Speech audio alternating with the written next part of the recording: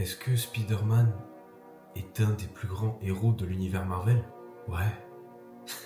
Merci à toi d'avoir commenté la vidéo et grâce à toi on va parler de mon héros préféré qui n'est autre que Spider-Man. C'est parti. En 1962, Stan Lee et Steve Ditko décident de prendre la meilleure décision de toute leur vie, créer le personnage de Peter Parker. Peter, c'est un ado timide, qui est réservé, qui est dans son coin, très intelligent et qui est élevé par son oncle et sa tante, oncle Ben et tante May, car ses parents l'ont laissé quand il était plus jeune. Plus tard, quand il est adolescent, à l'âge de 15 ans, il est mordu par une araignée radioactive qui lui donnera des pouvoirs par la suite. Mais par égoïsme et arrogance, il décida de laisser un criminel s'échapper. Et plus tard, il apprendra que c'est ce criminel qui a tué son oncle Ben. La leçon qu'il a retenue de ça, une des phrases les plus connues de la pop culture. Un grand pouvoir implique de grandes responsabilités. Oh, je suis trop hype, on parle enfin de moi. Je suis apparu la première fois dans le Amazing Fantasy XV en 1962. Ah ouais, mais carrément, maintenant tu me poses même plus des questions.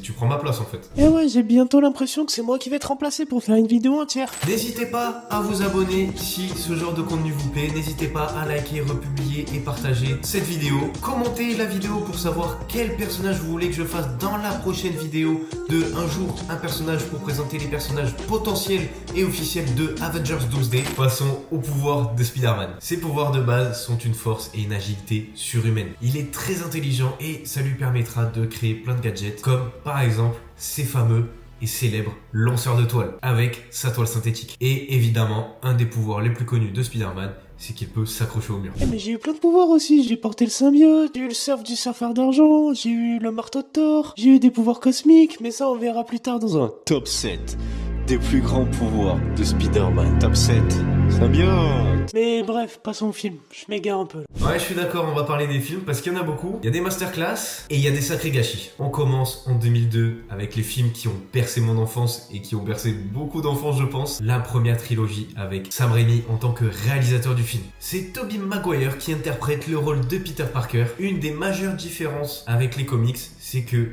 dans les films, il tisse sa toile biologiquement. Vol, file, vol, tisse, toile.